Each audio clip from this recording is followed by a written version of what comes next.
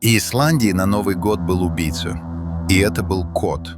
Йольский кот, Йола Кютурин, не сказочный персонаж, а образ из реальной жизни северной зимы.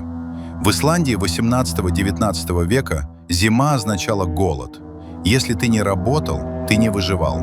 Йольский кот, по поверьям, выходил в Йольскую ночь и обходил дома, проверяя, у кого есть новая шерстяная одежда.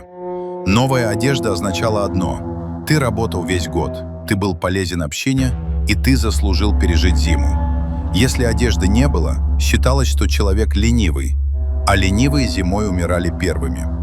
Йольский кот был не мифом про страх, он был мифом про дисциплину и про зиму, которая не щадила никого.